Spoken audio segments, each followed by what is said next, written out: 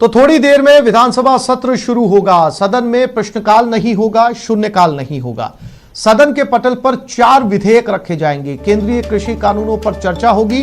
कृषि विधेयक लाने की तैयारी में है सरकार। सीएम गहलोत विधानसभा पहुंच चुके हैं। तो थोड़ी देर में विधानसभा सत्र शुरू होगा। इस सत्र में ना शून्यकाल होगा, ना प्रश्नकाल होगा। 4 विधेयक सदन के पटल पर रखे जाएंगे। कृषि विधेयक सरकार लाने की तैयारी में है। मुख्यमंत्री अशोक गहलोत पहुंच चुके हैं विधानसभा।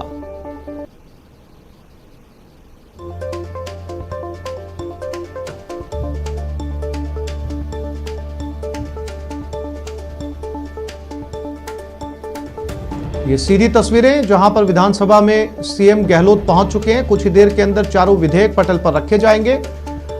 महेश जोशी उनके साथ में है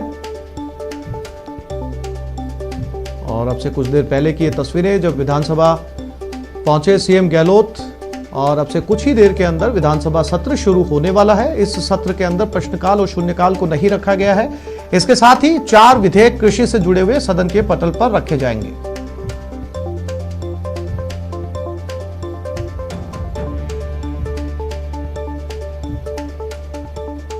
और अब विधानसभा सत्र शुरू हो चुका है।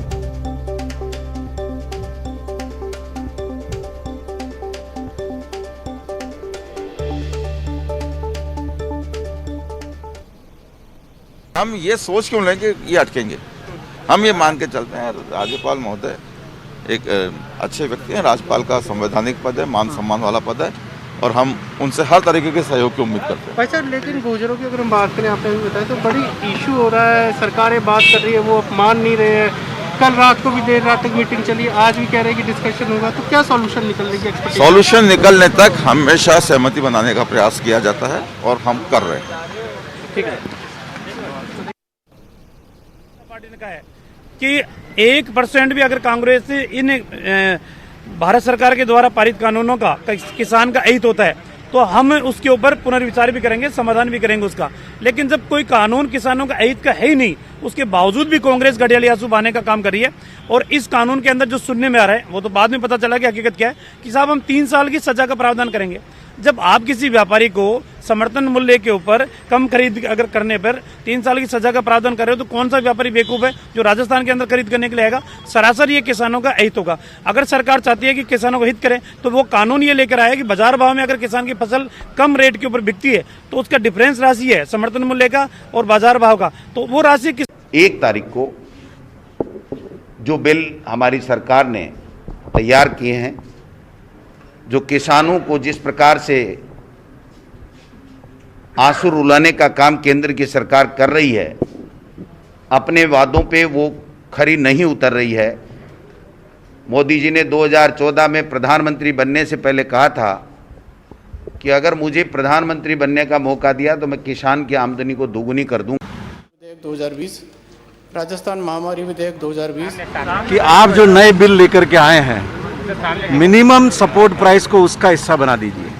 भारतीय जनता पार्टी को मिनिमम सपोर्ट प्राइस को 2020, राजस्थान कृषि उपज मंडी द्वितीय संशोधन विधेयक 2020, राजस्थान उद्यम एकल खिड़की सामर्थ्यकारी और अनुज्ञापन संशोधन विधेयक 2020, राजस्थान कृषि जोतों पर अधिकतम सीमा अधिरोपण संशोधन विधेयक 2020। और ये सीधी तस्वीरें पुनर्स्थापित किए जाने वाले विधेयक कृषि उपज व्यापार और वाणिज्य संवर्धन और सरलीकरण राजस्थान संशोधन विधेयक 2020। शांति कुमार धारीवाल।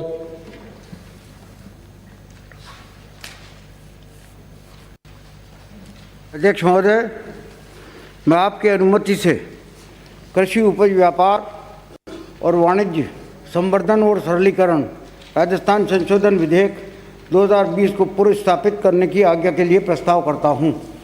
प्रश्न यह है कि कृषि उपज व्यापार और वाणिज्य संवर्धन और सरलीकरण राजस्थान संशोधन विधेयक 2020 को पुनर्स्थापित करने की आज्ञा प्रदान की जाए।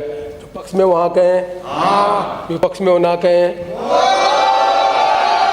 जो पक्ष में वहाँ कहें हाँ, विपक्ष में वो ना कहें। हाँ पक्ष जीता, हाँ पक्ष जीता। विधेयक को पुनर्स्थापित करने की आज्ञा प्रदान की गई। प्रभारी मंत्री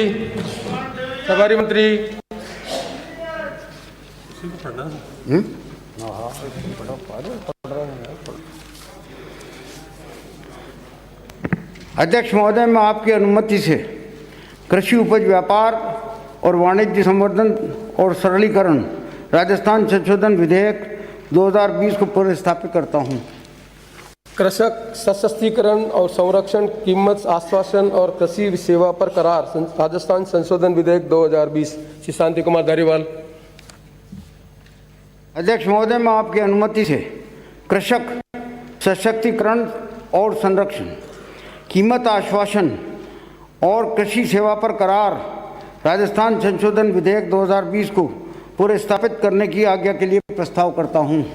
प्रश्न यह है कि कृषक सशक्तिकरण और संरक्षण, कीमत आश्वासन और कृषि सेवा पर करार राजस्थान संशोधन विधेयक 2020 को पुनर्स्थापित करने की आज्ञा प्रदान की जाए। जो पक्ष में वहाँ कहें, जो विपक्ष में वो ना कहें, जो पक्ष में वहाँ कहें, विपक्ष में वो ना कहें। हाँ पक्ष जीता विधेयक को पुनर्स्थापित करने की आज्ञा प्रदान की गई। प्रभारी मंत्री। अध्यक्ष महोदय, मैं आपकी अनुमति से कृषक सशक्तिकरण और संरक्षण, कीमत आश्वासन और कृषि सेवा पर करार राजस्थान संशोधन विधेयक 2020 को पुनर्स्थापित करता हूं।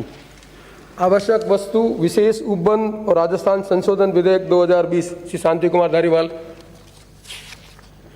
अध्यक्ष महोदय, मैं आपकी अनुमति से आवश्यक वस्तु विशेष उपबंध और राजस्थान संशोधन विधेयक 2020 को पुनर्स्थापित करने की आज्ञा के लिए प्रस्ताव करता हूं। प्रश्न यह है कि आवश्यक वस्तु विशेष उपबंध और राजस्थान संशोधन विधेयक 2020 को पुनर्स्थापित करने की आज्ञा प्रदान की जाए। जो पक्ष में वहाँ कहें, जो पक्ष में वो ना कहें, जो पक्ष में वहाँ कहें, विपक्ष में वो ना कहें। हाँ पक्ष जीता विधेयक को पुनर्स्थापित करने की आज्ञा प्रदान की गई। प्रभारी मंत्री। अध्यक्ष महोदय, मैं आपकी अनुमति से आवश्यक वस्तु विशेष उपबंध और राजस्थान संशोधन विधेयक 2020 को पुनर्स्थापित करता हूं। सिविल प्रक्रिया संहिता राजस्थान संशोधन विधेयक 2020। श्री शांति कुमार धारीवाल।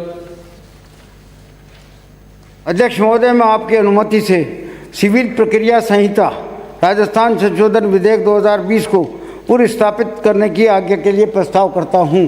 प्रश्न यह है कि सिविल प्रक्रिया संहिता राजस्थान संशोधन विधेयक 2020 को पुनर्स्थापित करने की आज्ञा प्रदान की जाए। जो पक्ष में वहाँ कहें, जो विपक्ष में वो ना कहें, जो पक्ष में वहाँ कहें, विपक्ष में वो ना कहें। हाँ पक्ष जीता विधेयक को पुनर्स्थापित करने की आज्ञा प्रदान की गई। प्रभारी मंत्री। अध्यक्ष महोदय, मैं आपकी अनुमति से राजस्थान महामारी संशोधन विधेयक 2020 को पुनर्स्थापित। अध्यक्ष महोदय, मैं आपकी अनुमति से अध्यक्ष महोदय, मैं आपकी अनुमति से सिविल प्रक्रिया संहिता राजस्थान संशोधन विधेयक 2020 को पुनर्स्थापित करता हूं। राजस्थान महामारी संशोधन विधेयक 2020। श्री शांति कुमार धारीवाल। अध्यक्ष महोदय, मैं आपकी अनुमति से राजस्थान महामारी संशोधन विधेयक 2020 को पुनर्स्थापित करने की आज्ञा के लिए प्रस्ताव करता हूं। प्रश्न यह है कि राजस्थान महामारी संशोधन विधेयक 2020 को पुनर्स्थापित करने की आज्ञा प्रदान की जाए। जो पक्ष में वहाँ कहें, विपक्ष में वो ना कहें। हाँ पक्ष जीता विधेयक को पुनर्स्थापित करने की आज्ञा प्रदान की गई। प्रभारी मंत्री। पुनर्स्थापित करेंगे प्रभारी मंत्री।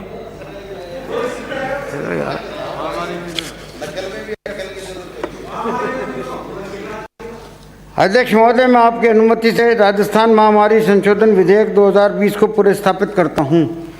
राजस्थान पशु चिकित्सा और पशु विज्ञान विश्वविद्यालय संशोधन विधेयक 2020। श्री लालचंद कटारिया। अध्यक्ष महोदय, मैं आपकी अनुमति से राजस्थान पशु चिकित्सा और पशु विज्ञान विश्वविद्यालय संशोधन विधेयक 2020 को पुनर्स्थापित करने की आज्ञा के लिए प्रस्ताव करता हूं। प्रश्न यह है कि राजस्थान पशु चिकित्सा और पशु विज्ञान विश्वविद्यालय संशोधन विधेयक 2020 को पुनर्स्थापित करने की आज्ञा प्रदान की जाए।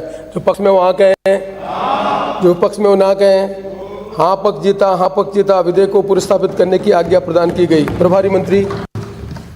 अध्यक्ष महोदय, मैं आपकी अनुमति से राजस्थान पशु चिकित्सा और पशु विज्ञान विश्वविद्यालय संशोधन विधेयक 2020 को पुनर्स्थापित करता हूँ। शोकाभिव्यक्ति।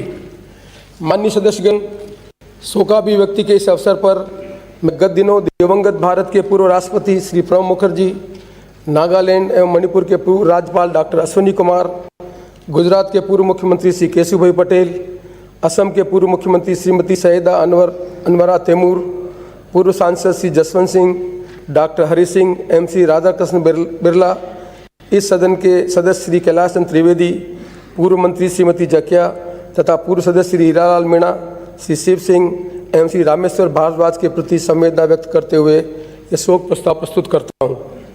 भारत रत्न श्री प्रणब मुखर्जी का जन्म 11 दिसंबर 1935 को पश्चिम बंगाल के बीरभूम जिले के मेराती ग्राम में हुआ। आपने कोलकाता विश्वविद्यालय से इतिहास एवं राजनीति विज्ञान में स्नातकोत्तर तथा विधि में स्नातक उपाधि प्राप्त की। श्री प्रणब मुखर्जी 5 बार राज्यसभा तथा 2 बार लोकसभा के सांसद रहे। संसद के कार्यकाल के दौरान आप कई संसदीय समितियों के सदस्य एवं सभापति रहे।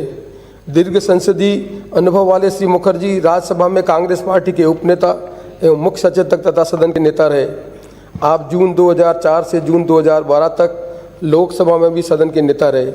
राजनीतिक विषयों में प्रवीण श्री मुखर्जी 25 जुलाई 2012 को भारत के 13वें राष्ट्रपति बने। आप इस पद पर 25 जुलाई 2017 तक आसीन रहे। कुशल प्रशासक रहे श्री मुखर्जी भारत सरकार में उप मंत्री, राज्य मंत्री तथा कैबिनेट मंत्री रहे।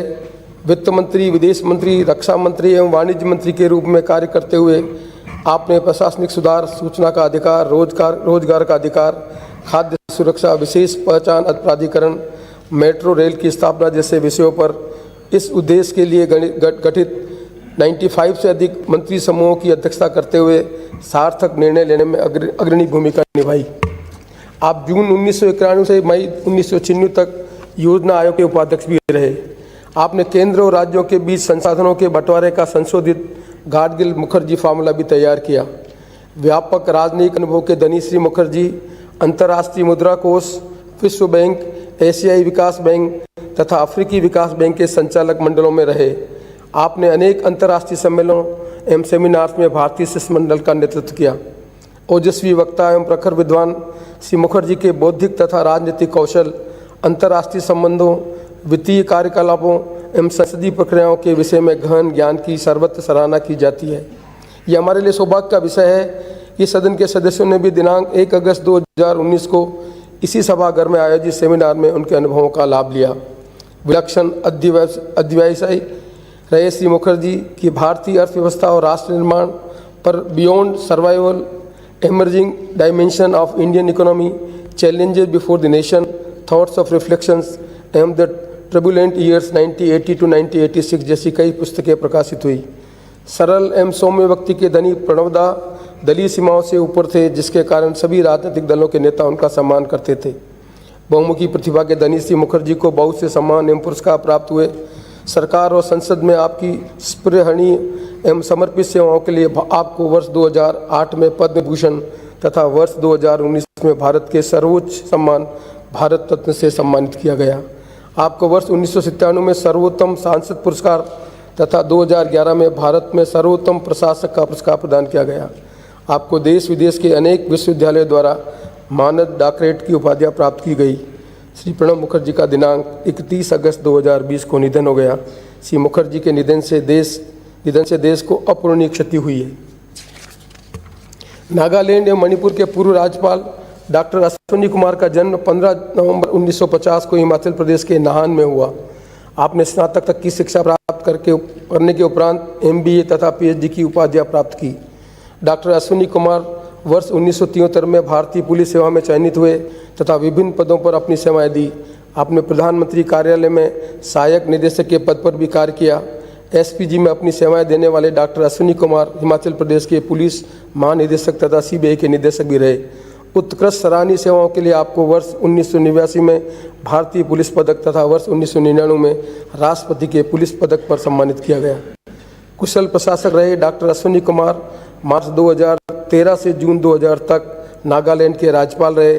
इसी दौरान जुलाई 2013 से दिसंबर 2013 तक मणिपुर के राज्यपाल का कार्यभार भी आपके पास रहा। डॉक्टर अश्विनी कुमार का दिनांक 7 अक्टूबर 2020 को निधन हो गया। गुजरात के पूर्व मुख्यमंत्री केशुभाई पटेल का जन्म 28 फरवरी 1928 को राजकोट में हुआ। आपने मिडिल तक शिक्षा प्राप्त की। श्री केशुभाई पटेल लगभग 3 दशकों तक गुजरात विधानसभा के सदस्य रहे। आप गुजरात विधानसभा के नेता प्रतिपक्ष भी रहे। श्री पटेल मार्च 1995 से अक्टूबर 1995 तक, मार्च 1998 से अक्टूबर 2001 तक 2 बार गुजरात के मुख्यमंत्री रहे। आप 6ठी लोकसभा के लिए चुनाव में राजकोट निर्वाचन क्षेत्र से निर्वाचित हुए।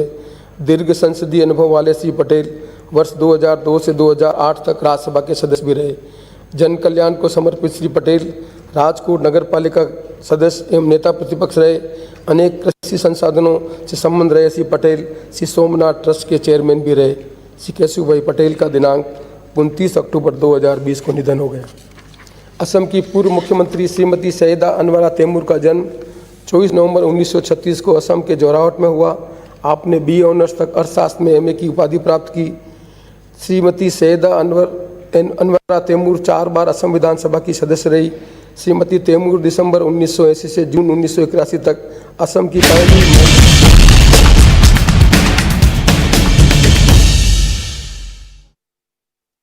एक साथ खाना। और अब बात करते हैं गुर्जर आंदोलन को लेकर बड़ी सरगर्मियों की। देर रात गुर्जर प्रतिनिधिमंडल की वार्ता हुई। मंत्री चांदना के निवास पर यह वार्ता की गई। मंत्री रघु शर्मा भी इस वार्ता में मौजूद रहे। 6 मांगों पर 1.5 घंटे तक ये वार्ता चली। कई मांगों पर सरकार का सकारात्मक रुख नजर आया। आज फिर से प्रतिनिधिमंडल से वार्ता होगी। दोपहर 12:30 बजे ये वार्ता शुरू की जाएगी। गुर्जर आरक्षण को लेकर गुर्जर समाज के 41 सदस्यों का प्रतिनिधिमंडल देर रात मंत्री अशोक चांदना के निवास पर पहुंचा था।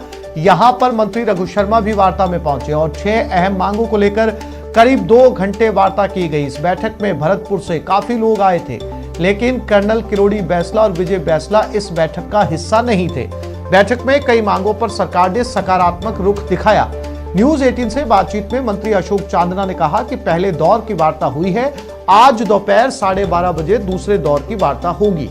इसमें किरोड़ी बैंसला और समाज के जिम्मेदार लोगों को बुलाया गया है।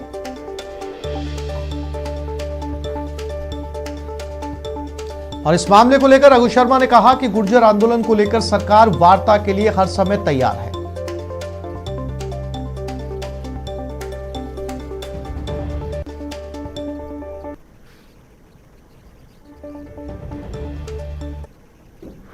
लेकिन कोई ये चाहे कि बात ही नहीं करे तो वो ठीक बात नहीं है। बातचीत से ही समस्या का समाधान निकलता है। आज अब उनसे वार्ता करेंगे। वार्ता करने के बाद मुझे उम्मीद है कि कोई बड़ी बात समस्या नहीं आएगी, समाधान निकलेगा। और उन्होंने कहा साहब बातचीत से अगर हमारी समस्या का समाधान निकलता है तो हम तो वार्ता के जरिए, क्योंकि बार बार आंदोलन करना हम लोगों के लिए भी ठीक बात नहीं है और बिना कारण आंदोलन करना। तो एक तरफ ये वार्ता के दरवाजे जो हम कह रहे खुले हैं और ये वार्ता करना चाहते हैं, और दूसरी तरफ आप कह रहे हो कि वो तो कह रहे हैं पटरी पे बात करते हैं। पटरी पे कभी बात नहीं होती है। मेरी खुद की बात हुई, मैंने आपको भी बताया कि किरोड़ी बैंसला जी से मैंने फोन पे बात की थी 2 दिन पहले, जब हमने 3 प्रमुख मांगों पे फैसला लिया। उन्होंने कहा कि आप जो फैसला कर सकते हो आप फैसला कर दो। हमने 3 प्रमुख मांगों पे फैसला कर दिया जो समाज के हक में है। उसके बावजूद अगर कोई जिद पे है, हम तो फिर भी कह रहे हैं कि आंदोलन के लिए आंदोलन करना कतई उचित नहीं है और समाज के अन्य तबकों को किसी प्रकार की असुविधा नहीं होनी चाहिए। कानून और व्यवस्था हाथ में नहीं ली जानी चाहिए। देखिए, गुर्जरों को अगर आरक्षण दिया तो कांग्रेस की सरकार ने, अगर धोखा दिया तो भाजपा की सरकार ने। पहले 70 गुर्जर मार करके भी वो आरक्षण नहीं दे सके। आज 25 के 25 सांसद देकर के भी 9वीं अनुसूची में उन्होंने गुर्जर आरक्षण को नहीं डाला। तो मैं समझता हूं आंदोलन गुर्जर भाइयों को अगर करना चाहिए तो वो शांतिपूर्वक आंदोलन केंद्र के खिलाफ और 25 सांसदों के खिलाफ करना चाहिए। और राजस्थान की सरकार उनसे वार्ता करना चाहती है, वार्ता की टेबल पे बैठें। पहले भी उनकी समस्याओं का समाधान सुलझाया गया है। आगे भी उनकी समस्याओं को सहानुभूतिपूर्वक विचार करके जो उनकी जायज मांग है सरकार उसको पूरा करने में कोई कोर कसर नहीं छोड़ेगी। इसलिए पहले भी हमने आग्रह किया था कि कोविड के कारण से आज इस महामारी से बचाने के लिए आप लोग कृपया एक जगह ज़्यादा इकट्ठे नहीं हों। आज भी प्रदेश कांग्रेस कमेटी के अध्यक्ष के नाते मैं अपील करना चाहता हूं कि सरकार के दरवाजे आपके लिए खुले हैं। आप आइए, बैठिए, अपनी बात बताइए। राज्य सरकार के जो विधि सम्मत चीज बस में है उसके लिए गुर्जरों के लिए हम लोग करने को तैयार हैं। लेकिन गुर्जर आंदोलन के बारे में बात हो रही है, कैबिनेट सब कमेटी बनी है, उनको जो 3 उनकी मांगे मानी है, हमारी कोशिश रहेगी कि उसका वो रास्ता निकल सके।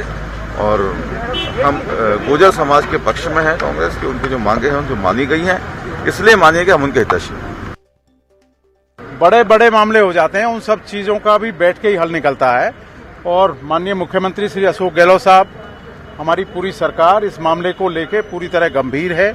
एक एक गतिविधियों पे सारी निगाहें बनाई हुई है, सारी चीज़ों को समझ रही है। और मुझे पूरा विश्वास है कि गुर्जरों के हित में, जो लंबे समय से उनका आंदोलन चला आ रहा है, गुर्जरों के हित में जल्दी।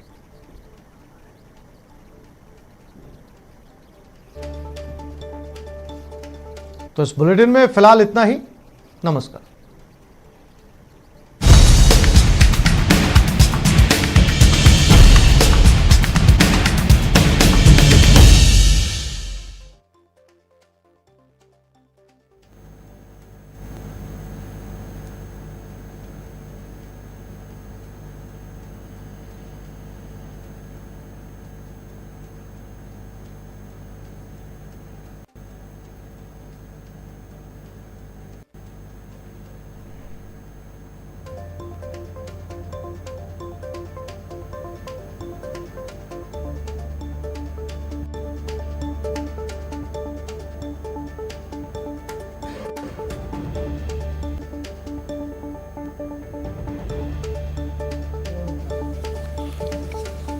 सदन की बैठक सोमवार दिनांक 2 नवंबर 2020 के प्रातः 11 बजे तक के लिए स्थगित की जाती है।